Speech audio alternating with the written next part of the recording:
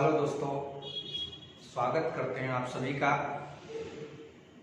अपने YouTube platform guider institute पे।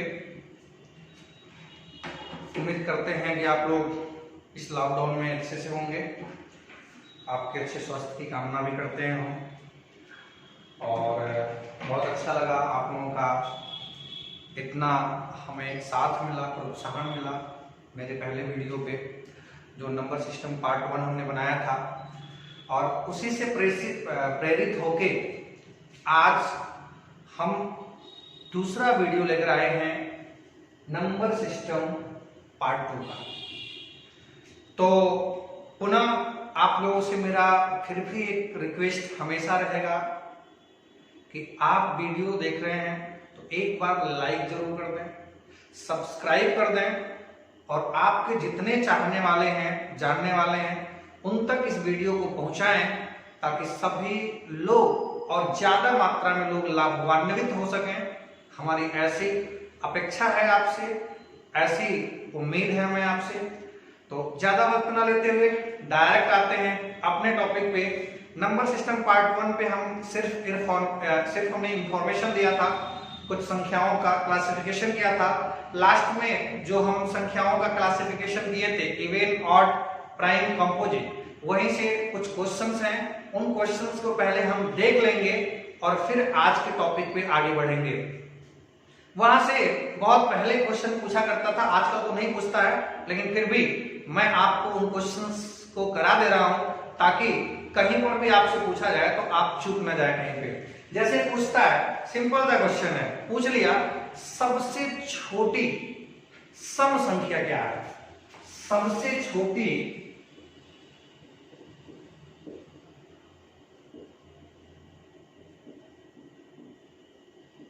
सम संख्या क्या है, तो निश्चित तौर पे आप क्या बताएंगे, सबसे छोटी सम संख्या क्या है, 2 है।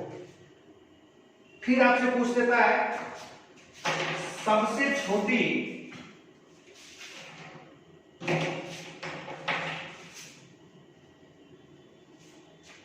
पूछता है सबसे छोटी विषम संख्या। तो आप क्या बताएंगे, आपका जवाब होगा सबसे छोटी विषम संख्या। कॉन्सेप्ट बताया आपको कि जो 2 से ना कटता हो वो आपका विषम है। फिर क्वेश्चन आता है आपका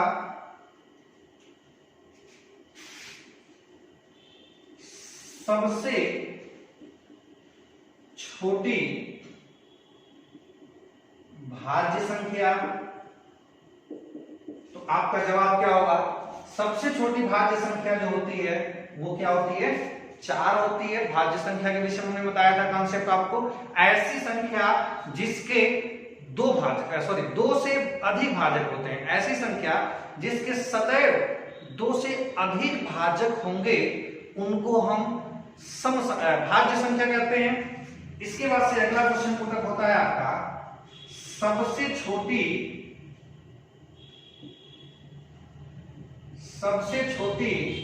अभाज्य संख्या क्या होगी। तो फटाक से आप लोग कुछ लोग आंसर बताएंगे कि 1 होगी, लेकिन ये आंसर गलत होता है, क्योंकि हमने उसी दिन आपको बताया था कि 1 न तो भाज्य है और न ही अभाज्य है। रीजन ये है कि 1 के केवल एक ही भाजक है, जबकि भाज्य होने के लिए 2 से अधिक भाजक की जरूरत होती है और अभाज्य होने के लिए 2 भाजक की जरूरत होती है। आगे बढ़ते हैं। फिर क्वेश्चन आता है सबसे छोटी सम अभाज्य संख्या। तो इसका भी मित्रों आंसर होता है आपका जो सबसे छोटी समवाद, समझिए सबसे छोटी समवाद यानी ऐसी संख्या जो सम होने के साथ साथ अभाज्य हो। तो वो संख्या क्या होती है, देखिए 2 आपका सम में है और 2, देखिए इस 2 को आपने सम में भी 2 को पढ़ा और अभाज्य में भी 2 को पढ़ा, और जब इन दोनों को मिलाते हैं, इसको और इसको जब आप मिलाएंगे तो क्या बनेगा, ये वाला शब्द बनेगा समअभाज्य, और इसीलिए कहते हैं समअभाज्य संख्या सबसे छोटी क्या है, 2 है। अगला क्वेश्चन होता है, अगला क्वेश्चन है सबसे छोटी विषम अभाज्य।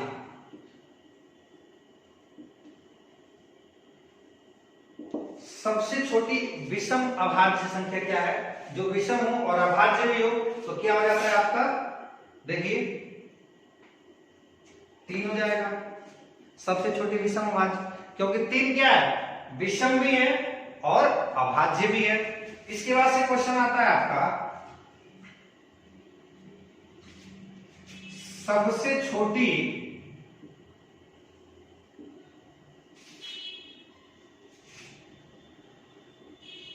समभाज्य। समभाज्य क्वेश्चन क्या होगा, तो देखिए सबसे छोटी जो समभाज्य क्वेश्चन होगा वो 4 होगा। 4 सम भी है और भाज्य भी है। फिर क्वेश्चन आता है सबसे छोटी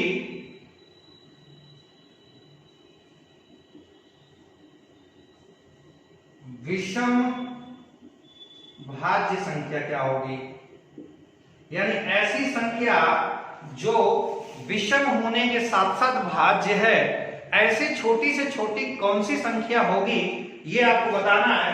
तो आप सोच के बताएंगे, तो आप देखिए ये 9 होता है, क्योंकि 9 ऐसी संख्या है जो विषम होने के साथ साथ भाज्य है। इससे छोटी कोई ऐसी संख्या नहीं होगी। आप देख लीजिए 2 क्या है, सम है लेकिन भाज्य नहीं है। 3 क्या है, विषम है और भाज्य नहीं है। 4 सम है, भाज्य है। 5 विषम तो है लेकिन भाज्य नहीं है, 6 सम हो जाता है, विषम भाज्य चाहिए आपको। 7 विषम तो है लेकिन भाज्य नहीं है, 8 सम हो जाता है। 9 विषम है, विषम होने के साथ साथ भाज्य है, इसलिए आपका ये वाला आंसर सही होता है। ठीक है, तो ये ऐसे छोटे छोटे क्वेश्चन थे जो अक्सर कंफ्यूज करते हैं जल्दीबाजी में, तो आप लोग इसको नोट कर लीजिए। हम इसके आगे, आज के वीडियो में हम इसके आगे के टॉपिक को कंटिन्यू करेंगे, देखते रहिए। आज भी बहुत मजा आने वाला है वीडियो में, बहुत शानदार टॉपिक लेकर आए हैं आज का।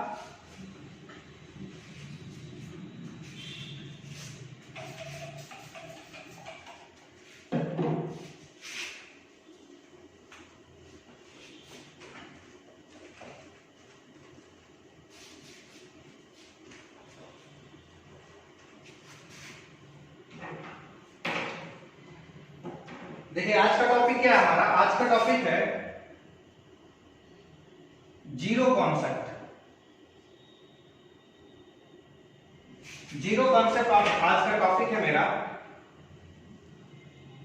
देखिए जीरो कॉन्सेप्ट का मतलब क्या है, जीरो कॉन्सेप्ट का मतलब है कई बार सीरीज दे देता है ये, और उस सीरीज में पूछता है कि इनका मल्टीप्लाई करने के बाद अंतिम में जीरो की संख्या कितनी प्राप्त होगी, यानी संख्या के दाईं तरफ में जीरो की संख्या कितनी प्राप्त होगी। जैसे हम क्वेश्चन लिख लेते हैं,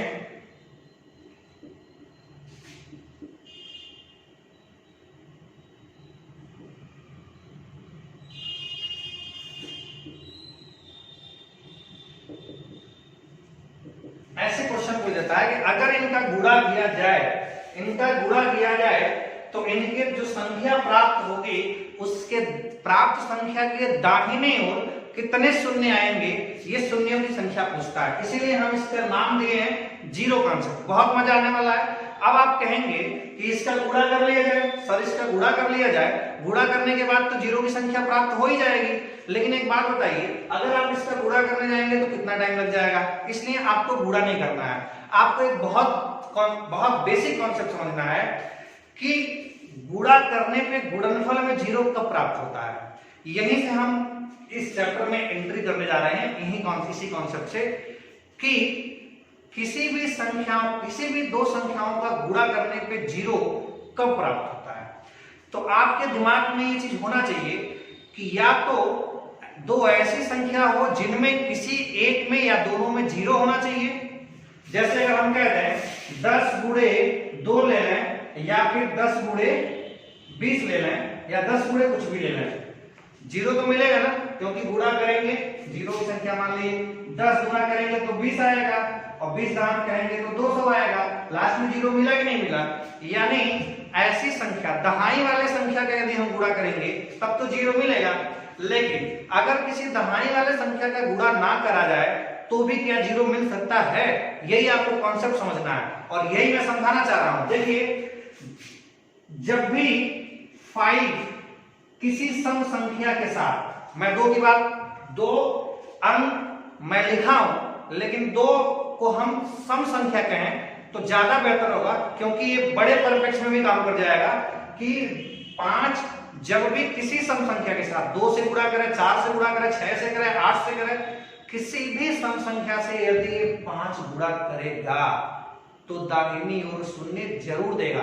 जैसे 5 गुना 10 शून्य मिला, अगर आप 5 का गुणा 4 में कर रहे हैं, 5 चौक को 20 शून्य मिला लास्ट में, आप 6 में कर रहे हैं, 5 छक्के 30 शून्य मिला लास्ट में। किसी भी सम संख्या के साथ यदि 5 का मल्टीप्लाई करते हैं तो लास्ट में दाहिने ओर संख्या के जीरो जरूर प्राप्त होता है। ये कॉन्सेप्ट है, नोट कर लीजिएगा। फिर हम आगे बढ़ते हैं और इस क्वेश्चन को हल करने का प्रयास करते हैं।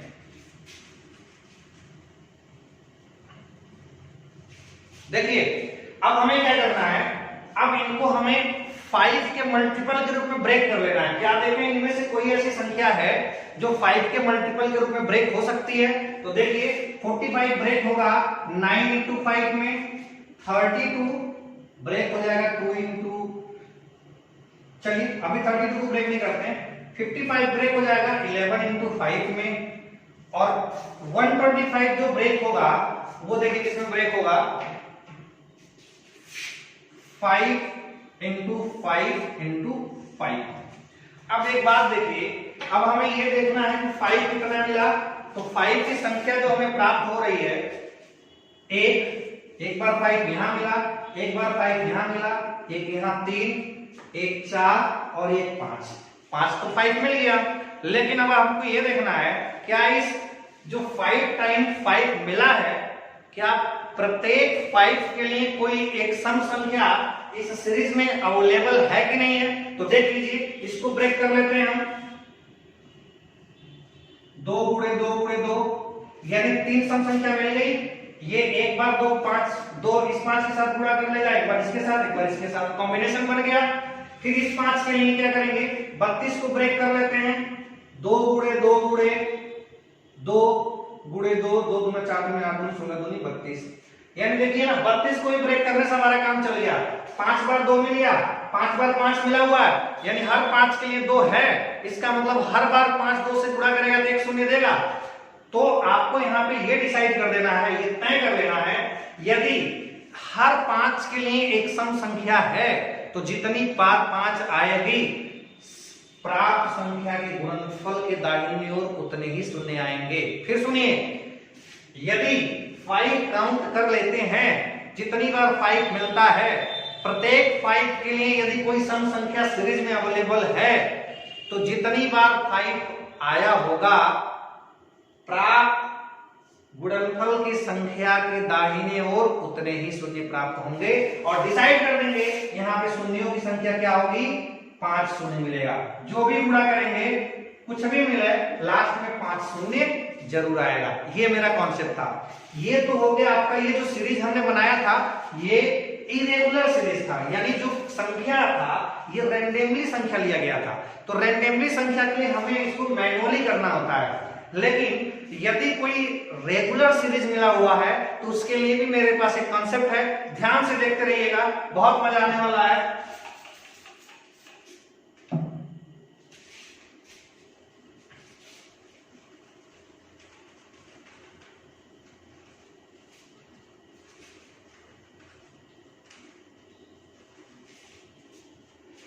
देखिए, जैसे अगर हम कोई सीरीज की बात करें, मान लीजिए हमने कोई सीरीज उठा लिया,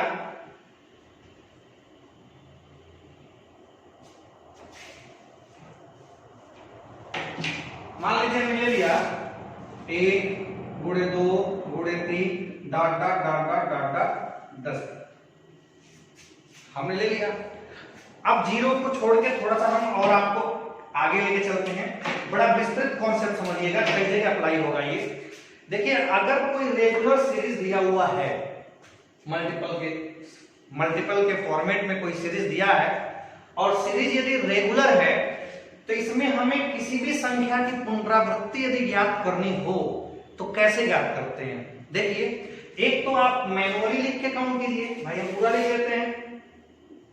इस एक कॉन्सेप्ट को हम प्रूव करते हैं, बाकी क्वेश्चन आप हल करेंगे।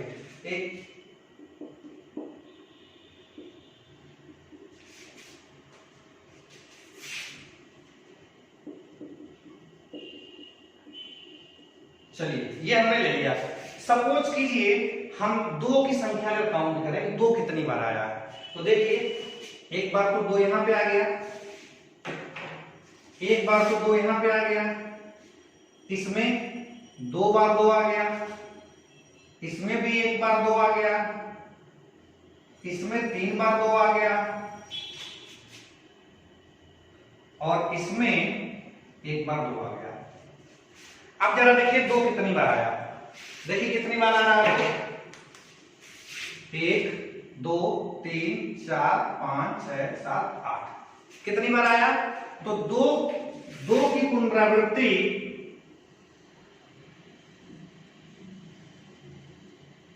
कितनी बार हुई है, 8 बार। इस सीरीज में 2 कितनी बार आया है, 8 बार आया है। अब आप कहेंगे कि इसको मैनुअली क्या हमेशा काउंट करेंगे, हमेशा नहीं करना है। देखिए उसके लिए तरीका क्या है, आप क्या कीजिए, अंतिम वाली संख्या उठाइए, अंतिम वाली संख्या लिया आपने। अब जिसकी पुनरावृत्ति ज्ञात करनी है, 2 की ज्ञात करनी है, तो आप 2 से भाग देंगे। कितनी बार गया, 5 बार गया। फिर से क्या करेंगे, अगर 5 बार गया तो फिर अब इस 5 में पुनः 2 से भाग देंगे। कितनी बार जाएगा, 2 बार। ध्यान रहे, हमें हमेशा भागफल लेना है, शेषफल को छोड़ते जाना है। थोड़ा सा हम इसको इधर करते हैं और पर्याप्त जगह मिल जाएगा। मान लीजिए हमने अंतिम वाला अंक उठाया 10 और 2 से भाग दिया, कितनी बार गया, 5 बार गया। जो भागफल आया, इस भागफल में पुनः 2 से भाग दिया, कितनी बार गया, 2 बार गया। फिर जो भागफल आया, इसमें पुनः 2 से भाग दिया, 1 बार गया। मैं 2 बार बताना चाहूंगा, यहाँ पे आपको सदैव भागफल लेना है, शेषफल की फिक्र नहीं करनी है। दूसरी बात, ये प्रक्रिया हम तब तक करते रहेंगे जब तक कि यहाँ जो भागफल है इस 2 से छोटा ना मिल जाए। अब आप कहेंगे क्या हमेशा 2 से भाग देना है, हमने पहले ही बता दिया, जिस संख्या की पुनरावृत्ति जाननी है उसी संख्या से भाग देनी है। हम यहाँ 2 की रिपीटेशन याद कर रहे हैं, इसलिए 2 से भाग दे रहे हैं। आपको 3 का ज्ञात करना है तो आप 3 से भाग देंगे, आपको 4 का ज्ञात करना है तो आप 4 से भाग देंगे, आपको 5 की ज्ञात करनी है तो आप 5 से भाग देंगे। राइट। अब यहाँ पे हम जोड़ लेते हैं इसको, अगर इसको जोड़ते हैं तो कितना मिलता है, 8 मिलता है। जो आप मैनुअली किए 8 बार आया, वो देखिए डायरेक्ट हम ट्रिक से यहाँ पे 8 बार ला दिए। ठीक है ना, तो ये था, ऐसे हम ज्ञात करते हैं। अब जरा हम 5 का देख लें, अगर हमें 5 का ज्ञात करना हो तो क्या करते हैं, यही लास्ट वाला उठाएंगे 10 और 5 से डिवाइड करेंगे और पहली बार में ही मिल गई 2। अब ये 2 पहली बार में जो भागफल मिला ये 5 से छोटा है, दोबारा भाग तो नहीं दे सकते, यही डिसाइड कर देंगे कि इसमें जो 5 का रिपीटेशन वो कितनी बार है, 2 बार है। आप देख भी सकते हैं, मैनुअली भी काउंट करके देख सकते हैं प्रूफ करने के लिए। देखिए एक बार 5 यहाँ आया है और एक बार 5 यहाँ आया है। कितनी बार 5 आया है, 2 टाइम आया, 2 बार 5 आया है। तो इसीलिए क्या करेंगे, हम यहाँ क्लियर कर देंगे कि 2 बार 5 आया है। अब इसके बाद देखिए क्या करना है आपको। अब हम जो क्वेश्चन कह रहे थे जीरो की संख्या ज्ञात करने के लिए, वो क्वेश्चन हम कैसे करते हैं। मान लीजिए अगर आपसे यही क्वेश्चन पूछता, क्वेश्चन यही कहता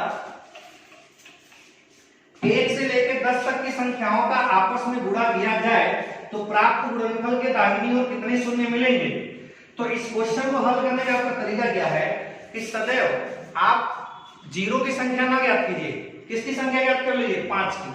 क्योंकि अभी जो हमने क्वेश्चन कराया इसमें 2 की पुनरावृत्ति 8 बार हुई थी और 5 की पुनरावृत्ति 2 8 बार आया था और 5 2 बार आया था। ठीक है, तो यहां से हम डिसाइड कर लेते हैं कि यदि कोई सीरीज रेगुलर दिया गया है तो उसमें जितनी बार 5 आता है उससे कई गुना ज्यादा बार 2 आता है। तो इसीलिए हमें हर 5 के लिए पर्याप्त सम संख्या मिल जाएगी, इसीलिए हमें सम पे जाना ही नहीं है, सिर्फ क्या ज्ञात करना है, 5 ज्ञात कर लेनी है। 5 की पुनरावृत्ति, जितनी बार 5 आएगा दाहिनी ओर उतनी बार 0 आएगी, ये कॉन्सेप्ट है। तो यानी आप इस संख्या का गुणा करें, इस संख्या को हम हल करें, पूछ देता आपसे 1 से लेके, दूसरी क्वेश्चन उठा लेते हैं, 1 से लेके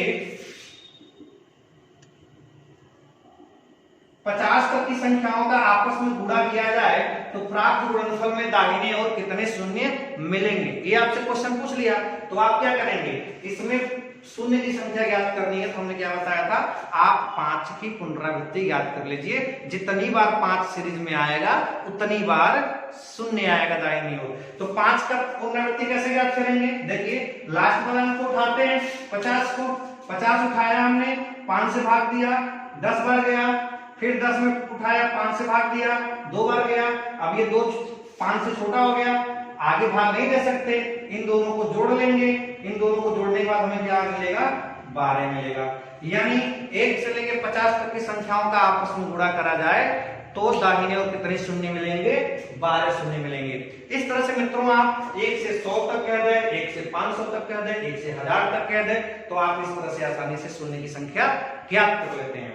लेकिन एक बात ध्यान रखिएगा कि ये जो शून्य मिला है ये 1 से लेकर 50 तक मिला है, यानी इस कॉन्सेप्ट में हमेशा जो भी संख्या मिलती है वो 1 से लेकर मिलती है, रेगुलर सीरीज 1 से उठा के देता है। अगर आपसे यही क्वेश्चन कह देता आपसे कि 100 से 200 तक, या कह देता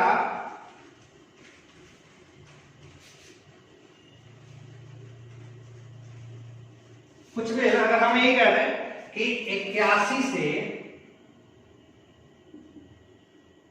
.150 तक, इन संख्याओं का आपस में गुणा करने पे दाहिनी ओर कितने शून्य मिलेंगे, तो आप क्या करेंगे, आप यही कहेंगे ना कि सर अंतिम वाला अंक उठा लीजिए 150 में और 5 से भाग दे लीजिए, 30 बार गया, 30 में पुनः 5 से भाग दिया, 6 बार गया, 6 में पुनः 5 से भाग दिया, 1 बार गया, और फिर कहेंगे कि आप इसको जोड़ लीजिए। ठीक है, मैंने जोड़ भी लिया और जोड़ने पे हमारा आ गया 37। लेकिन ये एक्सरसाइज नहीं है, क्योंकि जब आप ऐसा करते हैं तो 9 चाहते हुए भी वो 81 से नहीं डायरेक्ट 1 से प्राप्त होता है, यानी 1 से 150 तक का 37 आता है, 81 नहीं आएगा। 9 चाहते हुए भी आपको अगर लास्ट वाला उठाएंगे तो वो संख्या कहां से देगा, 1 से देगा। इसीलिए इसको सही तरीके से हल करने का तरीका क्या है, इस क्वेश्चन को अपने पैटर्न पे लाएंगे। देखिए इसी शब्द है 1 गुणे 2 गुणे 3 डॉट डॉट डॉट डॉट गुणे 80। देखिए अब बन गया ना ये सीधा पैटर्न 1 से, तो हम क्या करें, हमको ये वाला यहां से चाहिए था, यहां से हमें चाहिए, तो यहां से हमें चाहिए, और जो ये 37 आया है वो यहां से लेके यहां तक का क्या है, 37 है। तो हम क्या करें, हम यहां से लेके यहां तक का, यहां से इसको बाहर कर दें, इसको हम क्या करें, बाहर कर दें। अगर इतने को बाहर कर देंगे तो ये मिल जाएगा हमें। अब क्या करते हैं, इतने का हम निकालते हैं, देखिए निकालते हैं 80, 5 से 16 बार, 5 से 3 बार, ठीक है। अब भाग नहीं जाएगा, इसको जोड़ लेते हैं, जोड़ते हैं तो मिल जाता है कितना, 19। यानी यहां से लेके यहां तक 37 है और हमको यहां से यहां तक चाहिए, तो इसको निकाल देते हैं। इसकी वैल्यू कितनी आ गई है, इसकी वैल्यू 19 आ गई है। अब बताइए ना, यहां से लेके यहां तक 37 है, यहां से लेके यहां तक 19 है, तो ये वाली वैल्यू कितनी बचेगी, ये वाली वैल्यू बचेगी ना 37 माइनस 19 बराबर हो जाएगा कितना, 18। यानी 81 से लेके 150 तक की संख्याओं का आपस में गुणा किया जाए तो इसके दाहिनी ओर कितने शून्य मिलेंगे, 18 शून्य मिलेंगे। तो मित्रों इस तरह से आप वीडियो को पुनः एक बार रिप्ले करके आप देख सकते हैं, इस कॉन्सेप्ट को पूरी बढ़िया समझ के आप कोई भी क्वेश्चन यहां से पुटअप होगा तो आप आसानी से कर सकते हैं। उम्मीद करते हैं आपको वीडियो पसंद आई होगी, आपको जो कॉन्सेप्ट दिया गया समझ में आएगा। पुनः हम नंबर सिस्टम का अगला कॉन्सेप्ट लेके हम आएंगे यूनिट डिजिट का अगले अपने लेक्चर में, और तब तक के लिए आप लोगों से अलविदा लेते हैं। पुनः एक बार रिक्वेस्ट है, वीडियो को लाइक शेयर सब्सक्राइब जरूर कर दीजिए। आप हमें कमेंट में भी अपने पसंदीदा टॉपिक को बता सकते हैं जिसका वीडियो मैं पहले बनाऊंगा। ठीक है, इसी के साथ गुड बाय।